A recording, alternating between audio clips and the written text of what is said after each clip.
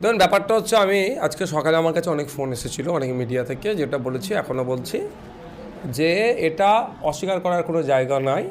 আরাবুল ইসলাম সাহেব আমাদের কয়েকজন নেতৃত্বের সাথে তিনি যোগাযোগ করেছেন এবং আমাদের দলে আসতে তিনি প্রস্তাবও রেখেছেন। এটা একদম দিনের আলোর মতো পরিষ্কার ও সত্য জিনিস, সত্য কথাই বলছি। আমার সাথে সেইভাবে কথা হয়ে ওঠেনি তার।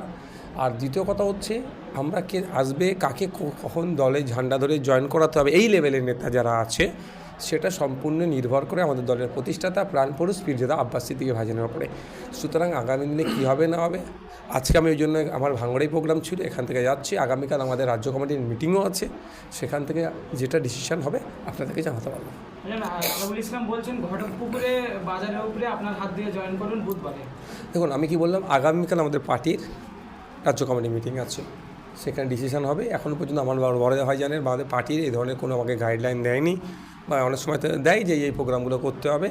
সেটা আগামীকাল প্রোগ্রাম আছে, আমাদের নিজস্ব আলোচ্য মিটিং আছে। আমাদের জোট, প্রার্থী ঘোষণা, সিট ঘোষণা সব আগামীকাল আমরা করবো। হ্যাঁ, আমরা যে জায়গাগুলো মেনলি ক্লেম করে রেখেছি, দেখলাম যে লিস্টগুলো ঘোষণা করেছে সেগুলো এক প্রকার ছেড়েই করেছে। আমি আপনাকে কী বলবো, এক প্রকার অনেক কটা সিট ছেড়ে করেছে। আইনি লড়াই করার জন্য আমি কলকাতা হাইকোর্টে আজকে গিয়েছি। আজকে কলকাতা হাইকোর্টে আমার দুটো হয়েছে, একটা আমি নিজে থেকে করেছি আর একটা ভাঙনের মানুষকে দিয়ে করেছি, যার সমস্ত ধরনের বৈধ ডকুমেন্টস থাকার পরেও তাদের স্বামী স্ত্রীকে ডিলিট ভোটার দেখিয়েছে, তাকেও আমি নিয়ে গিয়েছি। আমি আমার খরচে ভাঙনের ভোটারদের যাতে অসুবিধা নয় সে দায়িত্ব নিয়েছি। আমি বলেছিলাম যে আমি আমার 100 জনের জন্য লয়ার লাগলে 100 জন দেবো। দুজন আমার সাথে যোগাযোগ করে উঠতে পেরেছে, তাকে দিয়েছে। আরও দুজনের সাথে যোগাযোগ করেছিলাম, তারা কোনো রেসপন্স করেনি, যাদের নাকি ভোটার ডিলিট হয়েছে এই অভিযোগ ছিল। তারপরে আমি গিয়ে আমি আজকে আইনি লড়াইয়ের জন্য প্রস্তুতি নিয়েছি এবং কোর্টেও গিয়েছি, হাইকোর্টে। আর রাজ্য সরকারের ভূমিকা কী, মমতা ব্যানার্জির দলের ভূমিকা কী? ভোট ঘোষণার আগে পর্যন্ত ধর্না টর্না অনেক নাটক করলো, কেন? এই অ্যাডজুডিকেশন নিয়ে। যে ভোট ঘোষণা হয়ে গেল, তারা দেখুন এই 60 লক্ষ ভোটাধিকার কীভাবে ফিরে পাবে, তার থেকে বড় কথা তারা কি দেখছেন, কে প্রার্থী হবে তাই নিয়ে তারা মিটিংয়ে বসে যাচ্ছে।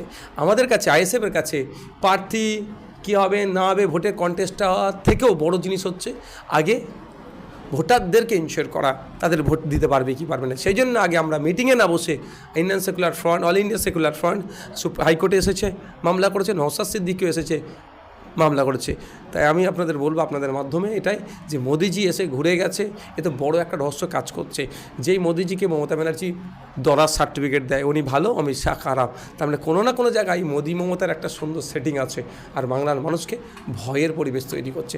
বাংলার মানুষকেও বলবো, জাগ্রত হন, আসুন। যতক্ষণ না পর্যন্ত অ্যাডজুডিকেশন বিষয়টি নিষ্পত্তি হচ্ছে, ভোটে অংশগ্রহণ করবো না, এই মর্মে বাংলার মানুষকে ঐক্যবদ্ধ হতে হবে। ভাইজান, আমরা দেখলাম একবারে ভোট ঘোষণার সাথে সাথে মুখ্যমন্ত্রী ইমাম সাহেবদের এবং পুরোহিতদের টাকা বাড়াবেন, কি বলবেন? ভোট ঘোষণার পূর্বেই, নোটিফিকেশনের পূর্বেই, ইসিআইয়ের প্রেস কনফারেন্সের পূর্বেই 500 টাকা পুরোহিত, 500 টাকা মুয়াজ্জিমদের বাড়ালো। তো ব্যাপারটা হচ্ছে, যারা এগুলো করছে, এগুলো মমতা ব্যানার্জি ভালো করে জানেন যে এটা এই ধরনের দিয়ে এটা সমাজের মানুষকে টেনে নিতে চাইব। তবে একটা কথা বলি, এবার তিনি ব্যর্থ হবেন। যে পুরোহিতকে দিয়েছেন বা যে ইমাম বা মুয়াজ্জিনকে দিয়েছেন, সবটাই বৃথা যাবে। ইমাম, মুয়াজ্জিন, পুরোহিতরাও তৃণমূল এবং বিজেপির বিরুদ্ধে ভোট করানোর জন্য রেডি। ভোট প্রচারে কবে থেকে নামছে? দেখুন, ঈদ আসছে, ঈদের আগে আশা করছি ঈদের পর থেকে নামবো, ঈদের আগে আর হয়ে উঠবে না।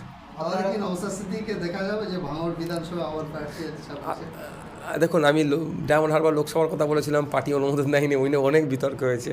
তবে আমি আশা করব পার্টি আমাকে এখানে অনুমোদন যদি দেয়, হবে। হ্যাঁ, নরেন্দ্র মোদী আসলেন, তারপরে একবার ভোট ঘোষণা, কি বলবেন? তখন 60 লক্ষ মানুষকে অ্যাডজুডিকেশনে রেখে যদি এই ধরনের ভোট হয়, এটা কতটা গণতন্ত্রের জন্য স্বাস্থ্যকর হবে। ডেমোক্রেসির প্র্যাকটিসটা ঠিকঠাক করা দরকার। সেই জন্য আপনারা জানেন, আমি শনিবার রবিবার দুটো প্রতিবাদ সভা করেছি বড় করে, শুধু তাই করে ক্ষান্ত হয়নি। মাঠে ময়দানে যেভাবে লড়াই চলবে, সংগ্রাম চলবে গণতান্ত্রিক প্রক্রিয়ায়, সাথে সাথে আইনের দ্বারস্থ হওয়ার জন্য অস্বীকার করার কোনো জায়গা নেই।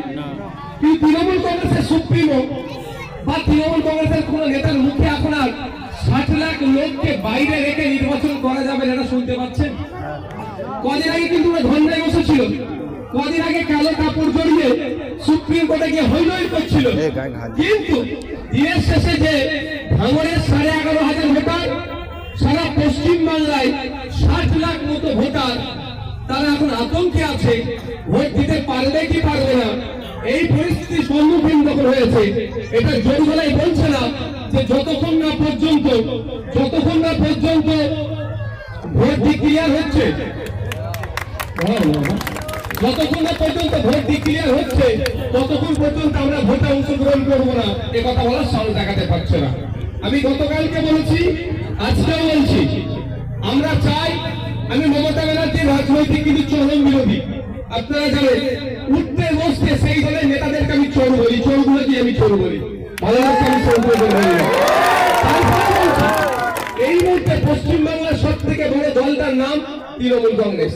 তার সুপ্রিমো একবার ঘোষণা দিক, যতক্ষণ না পর্যন্ত এই অ্যাডজুডিকেশন অর্থাৎ বিচারাধীন বিষয়টা নিষ্পত্তি হচ্ছে ততক্ষণ পর্যন্ত আমরা ভোটে অংশগ্রহণ করব না। একথা মমতা ব্যানার্জি একবার বললেন। মমতা ব্যানার্জির পাশে কেউ দাঁড়াক আর নাই দাঁড়াক, ভাঙড়ের 11,500 মানুষের স্বার্থে, রাজ্যের 60 লক্ষ মানুষের স্বার্থে নওশাদ সিদ্দিকী মমতা ব্যানার্জির পাশে দাঁড়িয়ে বলবে আমরা, কিন্তু তারা এখনো বলছে না কেন? আমরা রাজনৈতিক দল ছোট, এই সবে আমাদের বীজ বপন হয়েছে। আমরা 294টা সিটে যদি ক্ষমতা ধরতে পারতাম আজকে ডেটে, তাহলে মমতা ব্যানার্জিকে বলতে লাগতো না, আমরা বলতাম প্রথম ভোট বয়কট করছি। যারা 294টা সিটে বলে একজনের ছবিতেই হবে, একজনই প্রার্থী, সেটা মমতা ব্যানার্জি, তাহলে তাদের দলটা কত হেভিওয়েট তাদের কথা অনুযায়ী, তাহলে আজকে মানুষের পাশে দাঁড়াবে না তো কবে দাঁড়াবে? এরা বলতে পারে ভোট দাও সমস্যা মিটে যাবে। আরে ভাই, এখন কোন সরকারের আমলে আছি আমরা? গতকাল পর্যন্ত তো, এখন যদিও নির্বাচন কমিশনের, কিন্তু এখন আমি এমএলএ, আজকে আমি সই করে এসেছি বিধানসভাতে। আমি জিজ্ঞাসা করলাম কতদিন পর্যন্ত এমএলএ থাকবো, ভোটটা খুলে দেবো গাড়ি, এমএলএ না হয়ে এমএলএ ভোট লাগিয়ে ঘোরা অন্যায় হবে। বললাম না, এখন আপনাদের পিরিয়ড আছে। যদি নওশাদ সিদ্দিকী এমএলএ এখন হয়, তাহলে মুখ্যমন্ত্রী নিশ্চিত হবে মমতা ব্যানার্জি। তাহলে আপনাদের আমলে 60 লক্ষ মানুষের নাম কাটা গেল, কিছু করতে পারছেন না, আবার আগামী দিনে বলবেন আমাকে ভোটে নিয়ে আসো, আমি তোমার নাম ঠিক করে দেবো। এই গাঁজাগুড়ি তথ্য আমাদের কাছে না দেন আগামী দিনে, এটাও আমরা বলবো। এখন আপনি ক্ষমতায় আছেন, লজিক্যাল ডিসক্রিপেন্সির নামে আমাদেরকে লাইনে দাঁড় করিয়েছে, আপনি সমস্যার সমাধান করতে পারেননি। আমাদের আন্ডার অ্যাডজুডিকেশনে ঢুকিয়ে দিয়েছে, আপনি সমস্যার সমাধান করতে পারেননি। নিচে না বিধান অত ঠেলাঠেলি হচ্ছে কেন? নেতৃত্বরা ছাড়া কেউ বলবেন না।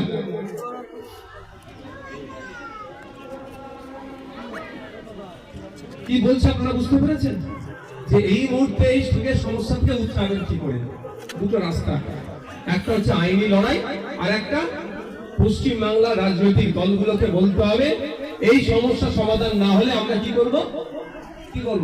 ভোট বয়কট করব। সর্বপ্রথম কাকে ডাক দিতে হবে? যারা ধর্নায় বসেছিল। ধর্নায় বসেছিল তো